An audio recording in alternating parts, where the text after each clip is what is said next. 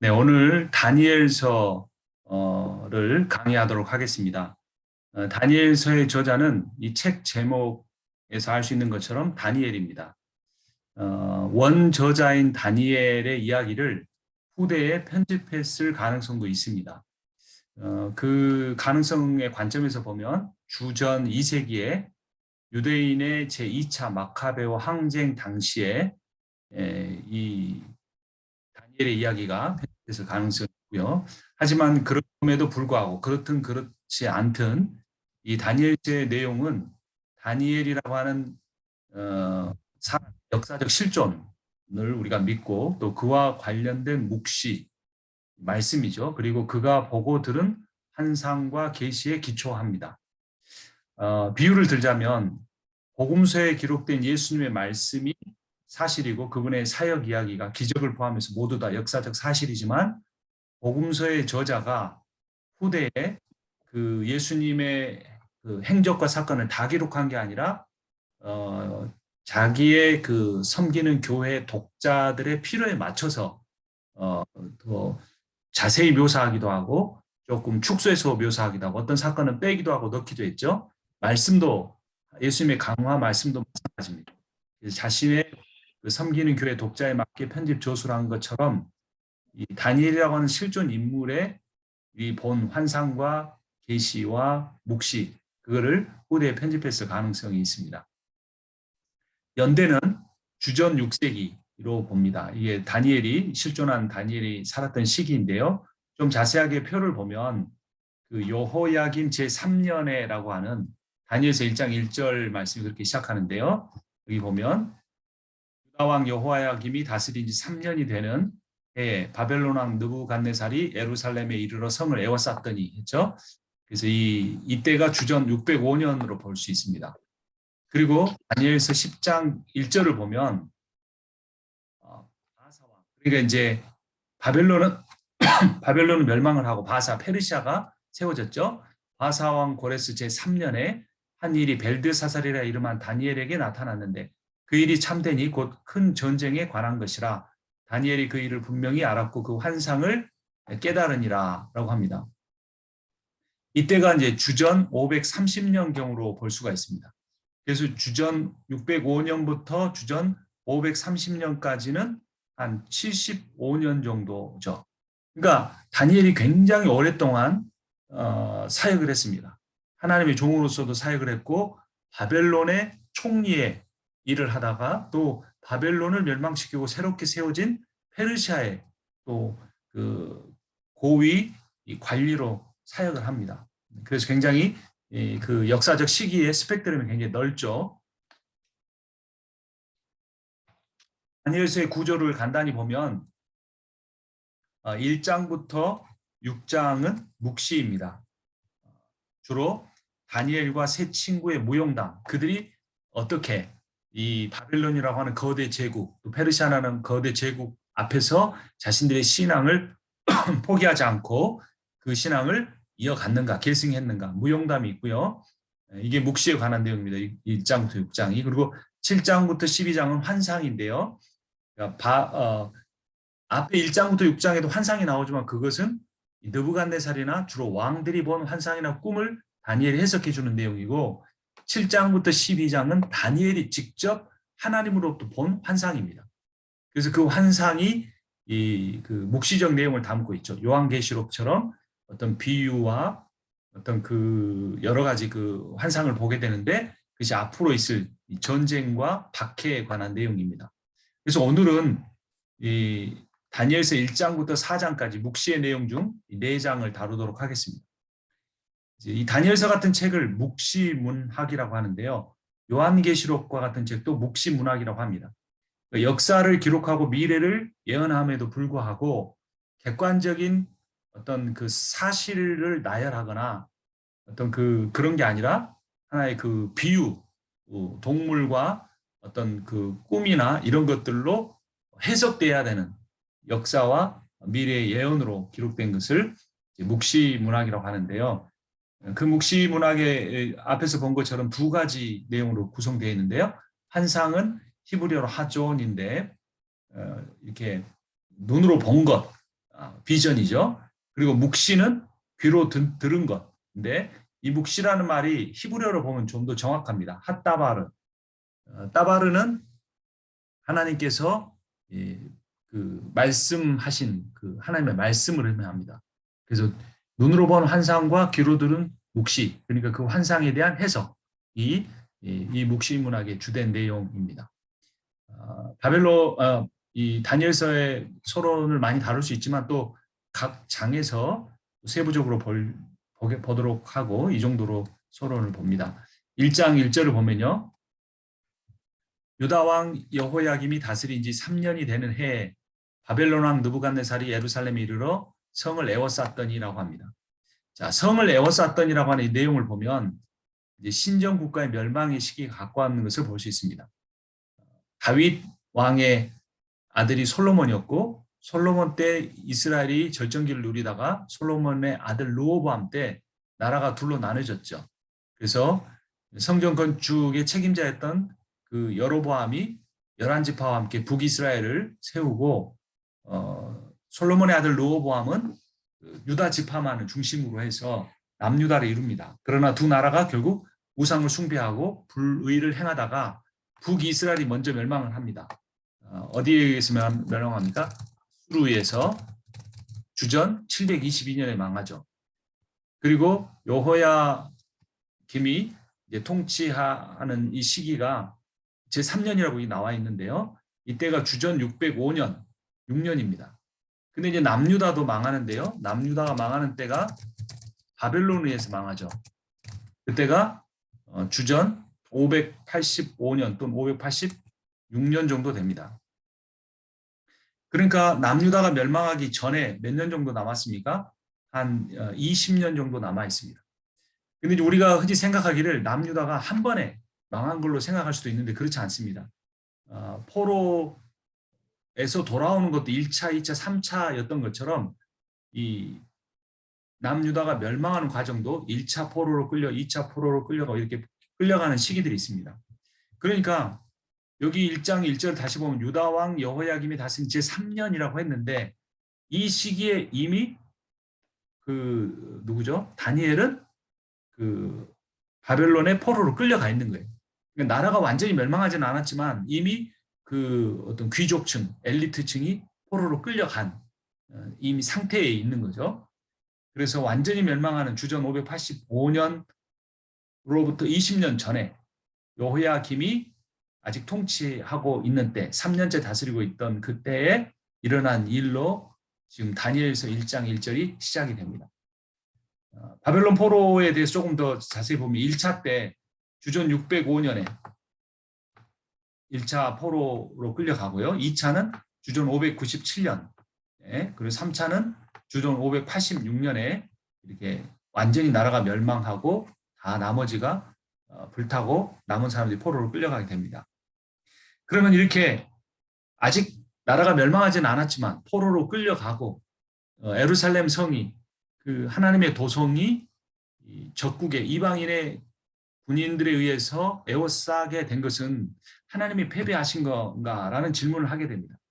그런데 다니엘은 다니엘서를 통해 그렇지 않다라고 분명하게 선언하는 겁니다. 그래서 그걸 어떻게 표현해내는가? 다니엘서 1장부터 6장에서는 바벨론의 포로로 끌려간 다니엘과 그 세 친구가 포로가 아닌 그 나라를 주도적으로 이끌어가는 사람으로 등장을 하고 또 그 이끌어가는 과정 중에 그 바벨론을 다 다스리고 있는 제국의 황제에게 굴복하지 않고 그들이 믿는 하나님의 이름으로 신앙적 승리를 거두는 이야기를 기록함으로써 유다라는 나라는 멸망했지만 하나님의 나라는 망하지 않았다라는 강력한 어떤 그 메시지를 전달해 줍니다. 7장부터 12장을 보면 이거는 환상이라 그랬죠. 그래서 앞으로 있을 일을 이제 보여주는데 바벨론만 아니라 바벨론 이후에 있을 모든 나라들, 바벨론 다음에 메데와 페르시아, 메데와 페르시아 다음에 그리스 다음에 로마 이후에 여러 제국들이 있는데 그런 모든 미래에 올 제국들에 대해서도 하나님께서 종말론적인 승리를 거두실 것이다 라는 메시지를 7장부터 12장에서 주고 있습니다. 그래서 다니엘서가 우리에게 매우 중요한 이유는 지금 코로나로 인해서 어떻습니까? 교회가 위축되죠. 교회가 굉장히 이전에도 복음을 증가하기 힘들었는데 코로나 과정에서 한국에서는 더 힘들어졌습니다. 위축됐어요. 그러니까 모두 어떤 기독교 세력과 복음이 다 힘들어져 가는 것 같지만 그렇지 않다라는 겁니다. 지금 다니엘이 처한 상황은 나라가 완전히 멸망했어요. 예루살렘 성이 다 회파됐어요. 성전의 기구들이 다 빼앗기고 있는 상황이에요. 그리고 그 남은 자들까지 다 뿌리 뽑혀서 코에 갈고리가 끌린 채로 바벨론으로 끌려가 버린 상황이에요. 그럼에도 불구하고 하나님의 나라는 건재하다는 사실을 이 다니엘의 세 친구와 다른 남은 자 그루터기를 통해서 보여주고 있듯이 오늘날 이 시대를 살아가는 포스트 코로나 시대를 살아가야 할 우리가 경험해야 될 종말의 세계에서도 모든 주권을 가지고 계신 분은 여호와 하나님이시다라는 그런 어떤 우리의 믿음의 고백을 할 수 있는 겁니다. 그래서 이번에 우리가 다니엘서를 묵상할 때 이런 메시지들을 강조해 줄 때 참 우리에게 적실한, 적합한 메시지가 선포될 수 있다고 생각을 합니다. 자, 이때 바벨론 왕은 누구였느냐? 이 사람은 두 번째 바벨론의 왕인 느부갓네살입니다. 그의 아버지가 아수르를 멸망시키고 초대 왕이 돼서 바벨론이라는 거대한 제국을 세웠고 두 번째 왕으로 느부갓네살이 통치하는데요. 주전 605년부터 562년까지 통치합니다. 그러니까 이 느부갓네살이 제국의 왕이었지만 그 다니엘은 이 느부갓네살보다 훨씬 더 오래 제국의 2인자로 남아 있게 됩니다. 앞서 말씀드린 것보다 바벨론 제국을 시작한 나보폴라살 왕의 아들입니다. 이 느부갓네살이라는 이 왕의 이름은 나부신이여 나의 영토를 지켜주소서라는 그런 의미입니다. 굉장히 종교적인 거죠. 그래서 바벨론이라고 하는 나라는 굉장히 종교적입니다. 그 종교적이기 때문에 왕권을 신권으로 연결시키고 우상 숭배를 하려고 하는데 다니엘의 세 친구가 그것을 이겨내죠. 그 시대에 유다는 누가 다스리고 있었냐면 앞서 보신 것처럼 여호야김입니다. 근데 이때 당시에 우리가 국제적인 정세를 살펴봐야 되는데요. 이때 온 세상을 지배하고 있던 나라는 아수르였습니다. 근데 그 아수르가 저무는 해가 되고 뜨는 해가 있었는데 그게 바벨론이었고 그 두 제국 사이에서 이집트가 있었는데 그 이집트의 파라오 즉 왕인 느고가 아수르의 편을 듭니다. 그리고 아수르의 통치에 오랫동안 있었던 유다의 왕들이 아수르 편을 들고 아수르가 망해가는데도 불구하고 이집트가 그를 도와주러 오자 또 이집트 편에 섭니다. 그런데 우리가 예레미야서나 다른 선지서를 통해 배우는 것처럼 바벨론에 항복하라라고 말을 하죠. 왜냐하면 바벨론은 타락한 유다를 심판하는 하나님의 도구이니까.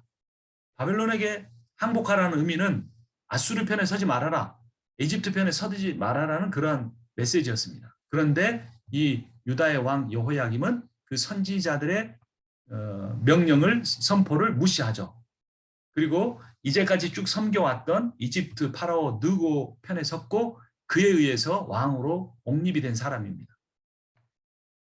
그리고 그때 말씀드린 것처럼 아수르와 이집트가 동맹을 맺고 있었고요. 아수르는 쇠락하는 상황 속에 있었습니다. 그래서 유다도 이집트와 함께 패배하게 됩니다. 그래서 여호야김은 느부갓네살 왕에 의해서 포로가 되어 끌려갑니다. 예레미야를 통해서 이것이 이미 예언된 일이었는데요. 유다에 대한 심판은 불의에 대한 심판이다라고 하는 예레미야서 22장에서 예레미야가 이렇게 선언합니다.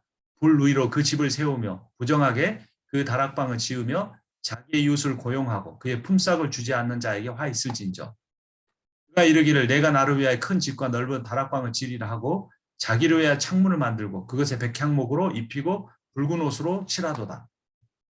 그러나 내 두 눈과 마음은 탐욕과 무제한 피를 흘림과 압박과 포악을 행하려 할 뿐이니라.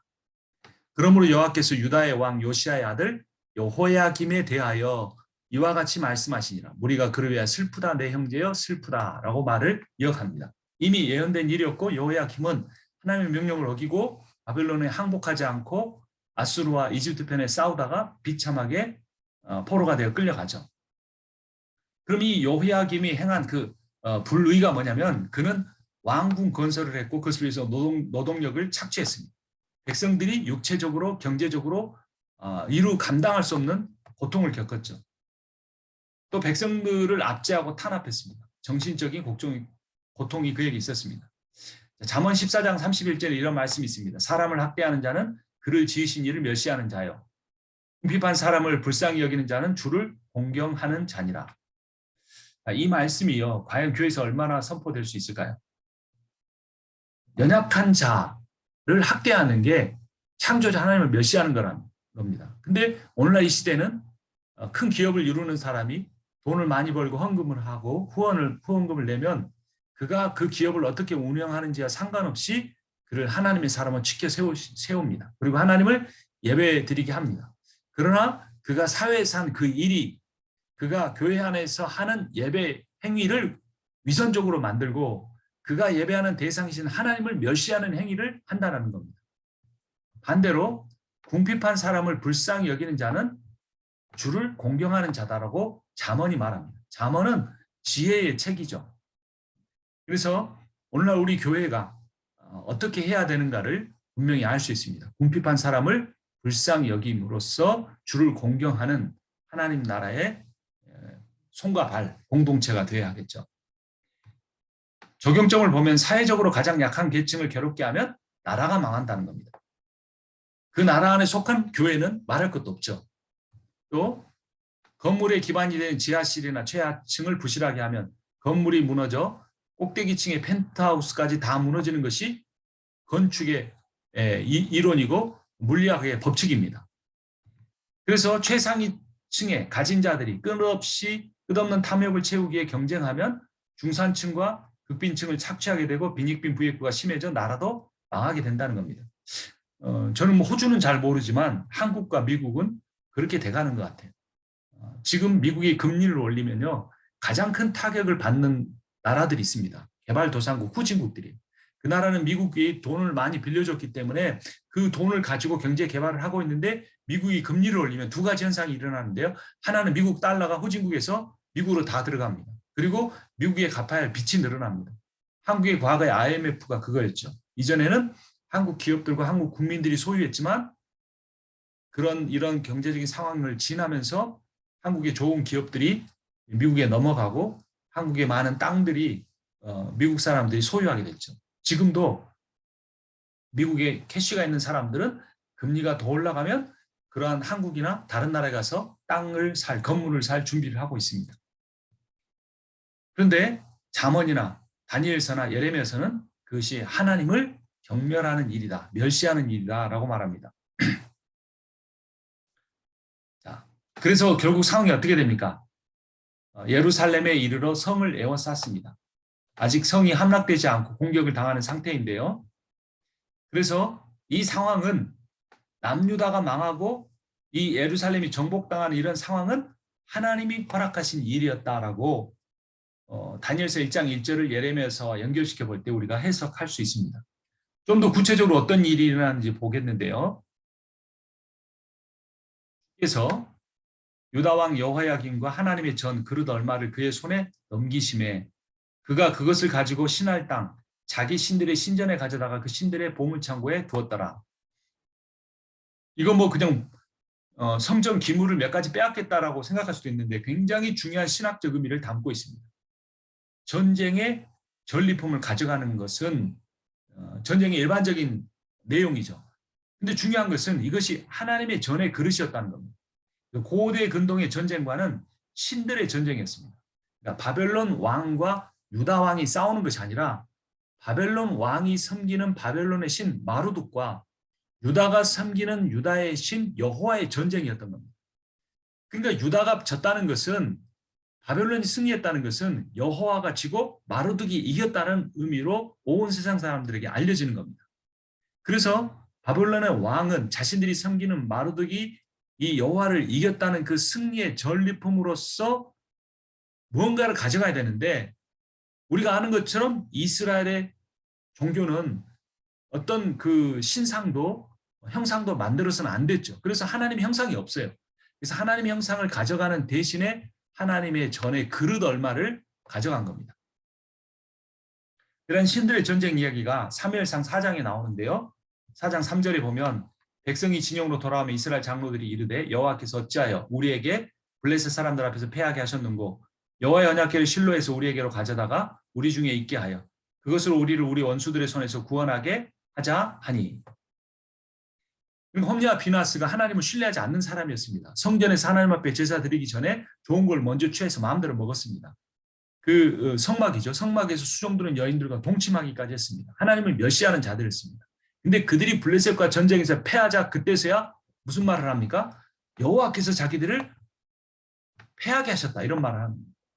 그리고 그 패하는 전쟁을 어떤 극복시키 그 전세를 뒤집기 위해서 여호와의 언약궤를 가져다가 우리를 구원하게 하자 이렇게 말하는 겁니다. 그러니까 하나님이 목적이 아니고 수단이 된 겁니다. 사무엘상 5장에 보면 그런데 결국 그 하나님을 목적이 아닌 수단으로 여기기 위해 수단으로 여긴 홈리와 비나스가 가져온 여호와의 언약궤는 블레셋 사람들에게 빼앗기고 전쟁에서 패하고 이들은 다 죽습니다. 그런데 여기서 상황의 역전이 일어납니다. 사무엘상 5장 4절을 보면 그 이튿날 아침에 그들이 일찍이 일어나 본즉 다곤이 여호와 궤 앞에서 또다시 엎드려져 얼굴이 땅에 닿았고 그 머리와 두 손목은 끊어져 문지방에 있고 다곤의 몸뚱이만 남았더라. 6절 여호와의 손이 아스돗 사람들에게 엄중히 더하사 복한 종기의 재앙으로 아스돗과 그 지역을 쳐서 망하게 하니 아스돗 사람들이 이를 보고 이르되 이스라엘 신의 궤를 우리 함께 있지 못하게 할지라 그의 손이 우리와 우리 신 다곤을 친다 하고. 그러니까 하나님께서도 이런 신들의 전쟁으로 이해하고 있는 그런 어떤 사람들의 이해를 받아주십니다. 그리고 그들에게 내 여호와의 임재를 상징하는 여호와 궤를 빼앗겼지만 이것은 내가 다곤에게 진 것이 아니다는 사실을 가르쳐 주기 위해서 어떤 신적인 방법을 사용해 다곤을 머리를 부러뜨려 버리는 거죠. 그래서 블레셋 사람들 그것을 인정하게 합니다. 자, 그렇다면 신들의 전쟁이 맞는가? 마루드과 여호와의 전쟁인가? 블레셋의 다곤과 여호와의 전쟁인가? 그럼 이러한 영적 전쟁이 오늘날도 있지 아니할까라고 우리가 생각할 수 있습니다. 자, 모 선교 단체에서는 땅밟기 선교를 이야기합니다. 그리고 영적 전쟁과 영적 기도를 말합니다. 선교 단체가 아니고 교회에서도 단기 선교를 갈 때 이런 일을 합니다.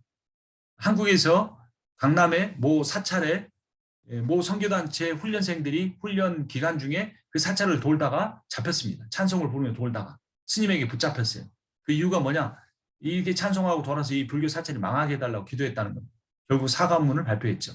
그들이 그렇게 한 이유는 뭡니까? 그들이 찬양을 부르면서 그 사찰을 돌면 영적 전쟁의 천사들이 와서 그 사찰을 둘러싸고 온갖 우상과 귀신들을 다 몰아내고 그 사찰을 결국 무너지게 될 것이다라는 그런 영적 전쟁에 대한 땅받기식 선교에 대한 신학적 관점이 있었기 때문인 겁니다. 근데 여러분, 영적 전쟁이란 사탄과의 싸움이 아니고 자신과의 싸움입니다. 또는 사탄을 이기는 게 아니라 하나님 앞에 자신이 굴복되는 겁니다. 정확히 말하면. 자, 욥기를 한번 기억해 보십시오. 욥에게 고난을 준 건 누굽니까? 직접적으로 고난을 준 대상은 사탄이었어요. 사탄이 하나님의 의전에 와서 세상을 두루 다녀보고 하나님께 보고하죠. 욥이란 사람이 있는데 이 사람이 하나님 믿는 거 까닭 없이 믿는 것이 아니다. 까닭 있이 믿는다. 까닭 있는 거 뭐냐? 복을 받기 위해서다. 하나님 복 주셨으니까 그거 하나님 믿지만 그 복을 다 뺏어가면 하나님을 저주할 것이다. 하나님은 욥을 신뢰했습니다. 그렇지 않을 거다. 그래서 사탄에게 허락합니다. 그래서 사탄이 하나님이 허락하신 한에서 욥의 재산을 빼앗아가고 자식들을 다 죽게 하고 욥이 병들게 합니다. 근데 욥이 자신을 직접적으로 해야 하는 사탄과 단 한 번도 대적하지 않습니다. 싸우지 않습니다. 영적 기도를 하지 않습니다. 사탄을 물러가게 해달라고 하지 않습니다. 욥이 욥기에서 내내 하는 거 뭡니까? 누구와 대화하는 겁니까? 하나님과 대화하는 겁니다. 기도한 거죠. 하나님 말씀을 붙잡은 거죠. 그래서 결국 욥이 어떻게 됩니까? 마지막에 가서 자신의 무지와 교만을 깨닫고 회개합니다. 그러니까 하나님이 어떻게 하십니까? 그에게 복을 갑절로 허락하시죠. 사탄은 하나님의 도구일 뿐입니다. 야, 여러분, 부모가 자식을 때릴 때 회초리를 때립니다. 그럼 여러분, 회초리가 무섭습니까? 회초리를 쥐고 있는 그 아버지의 손이 무섭습니까? 바보 같은 사람은 회초리를 무서워하는 거예요. 그래서 회초리 앞에 가서 얻어맞고 나서 그날 밤에 가서 회초리 앞에서 비는 거예요. 아니면 어떻게 합니까? 회초리한테 명령하는 거예요. 강력하게 말하니 내가 영적 권세를 묵혀서 회초리 너는 나를 때리지 못할지어다. 이렇게 막 강력하게 영적 기도를 해서 회초리를 묶어버리는 거예요. 견고한 진을 파하는 거예요. 그러면 우리가 어떻게 생각했습니까? 제가 아버지한테 얻어맞더니 정신이 오락가락이 됐구나 이러는 거죠. 해초리가 나를 때리긴 하지만 정작 그 무서운 해초리, 아픈 해초리를 휘두른 건 아버지의 손이기 때문에 누구한테 잘못했다고 말하면 됩니까? 아버지한테 잘못했다고 하면 되는 거예요. 그러면 해초리는 아버지가 나중에 다 쓰고 아들이 정말 성숙하게 했다면 해초리를 확 부러뜨려가지고 아궁이에 넣어서 불태워버릴 거예요. 사탄도 마찬가지예요. 사탄은 우리가 싸워서 이길 수 없습니다. 아버지 손에 붙들린 해초리를 피할 수도 없고 잡고 휠 수도 없어요. 그럼 또 가져오니까. 또 하나의 예를 들어보죠. 다윗이 인구조사를 했습니다. 이번엔 사탄이 아니고 천사를 통해 징계를 받습니다. 그런데도 그는 천사에게 기도하지도 않고 하나님께 회개합니다.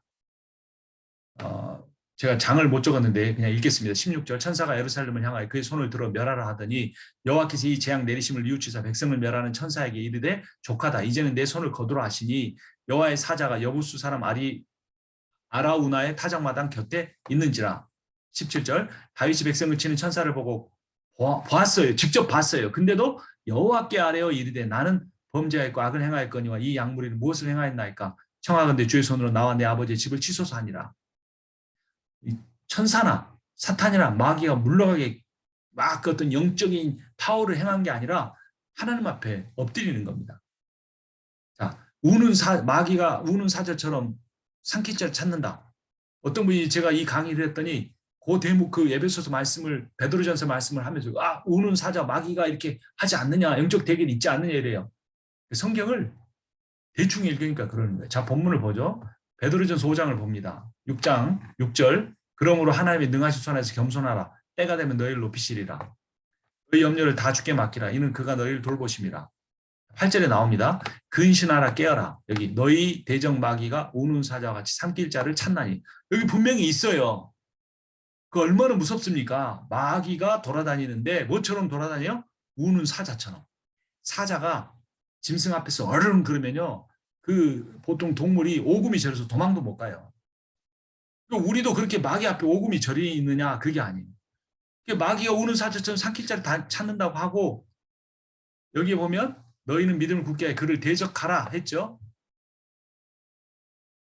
근데 대적하라는 그 방법이 무엇입니까? 모든 은혜의 하나님 그리스도 안에서 너희를 부르사 자기의 영원한 영광이 들어가신 이가 잠깐 고난을 당한 너희를 친히 온전하게 하시며 굳건하게 하시며 강하게 하시며 터를 견고하게 하시리라. 이 내용과 이 앞에 있는 9절, 6절 그러므로 하나님의 능하신 손 안에서 겸손하라. 때가 되면 너희를 높이시리라 라는 구절을 보면 이 앞뒤의 내용이 말하는 건 뭡니까? 하나님의 능하신 손 아래서라는 내용이죠. 이것과 또 하나의 내용은 뭡니까?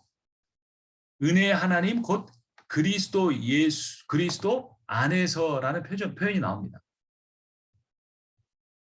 그러니까 마귀와 싸우거나 어떤 뭐 주술을 외우거나 주술적인 기도를 하거나 이런 내용이 아니라 그를 대적하는 것은 하나님 앞에서 겸손해지는 겁니다. 자기의 교만을 버리는 겁니다. 마귀는 교만한 자를 삼키니까. 그리고 그리스도 안에 거하는 그러한 것이 영적 전쟁의 본질입니다. 자, 그래서 전쟁의 승패는 우리의 기도가 만들어내는 영적 파워에 의해서가 아니고 온 우주의 주인이신 하나님의 계획과 뜻에 의해서 결정됩니다. 그래서 그리스도인은 기도를 통해 하나님의 뜻을 분별하고 겸손하게 그 뜻에 순종해야 합니다. 그것이 영적 전쟁의 승리의 본질입니다. 예레미야서 32장 26절부터 보면 그때 여호와의 말씀이 예레미야에게 임하여 이르시되 나는 여호와여 모든 육체의 하나님이라 내게 할 수 없는 일이 있겠느냐? 그러므로 여호와께서 이와 같이 말씀하시느니라. 보라 내가 이 성을 갈대아인의 손과 바벨론의 느부갓네살의 왕의 손에 넘길 것인지 그가 차지할 것이라. 지금 나라가 다 망했습니다. 예루살렘 성이 불타고 성전이 불타고 성전 기물을 다 빼앗겼습니다. 그러니까 신들의 전쟁이라는 영적 전쟁의 관점에서 보면 마루드기에서 여호와가 패한 겁니다. 그런데 예레미야 32장 27절은 마루드기 승리한 게 아니라 하나님께서 승리하신 거다라고 말합니다. 완전히 관점의 발상의 역전이죠. 우리는 교회가 망하면 하나님이 망한 줄 알아요. 아니에요. 교회가 망한 게 하나님의 승리일 수 있다는 거예요.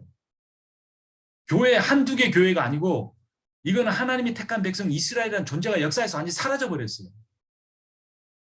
심지어 성전까지 불탔어요. 그리고 모든 기구도 빼앗겼어요. 그런데 하나님이 승리하셨다고 선포하고 있어요. 그러니까 우리가 성경에 의해서 우리의 관점이 세탁이 돼야 돼요. 바뀌어져야 돼요. 우리 눈에 보이는 어떤 종교적 세력, 기독교의 세력, 숫자 이런 것들이 커가는 것이 하나님 나라의 승리처럼 생각하고 그래서 교회도 양적인 성장을 추구하고 선교도 양적 확장과 경쟁에 치우치기가 쉽다는 거예요. 근데 때로는 항상 그런 건 아니지만 때로는 하나님의 교회가 어떤 그 고난 가운데 있는 것, 크리스찬들이 고난 가운데 있는 교회가 때로는 이 어떤 파괴되고 멸망되는 그 상황이 하나님의 성공일 수도 있다는 거예요. 중국에서 선교사들이 다 추방되었을 때 그때 중국 선교가 끝나는 줄 알았지만 우리가 잘 아는 것처럼 지하 교회, 가정교회가 성숙해져서 그 복음이 더 확산됐다는 결론을 들었다는 이야기를 우리가 알고 있지 않습니까?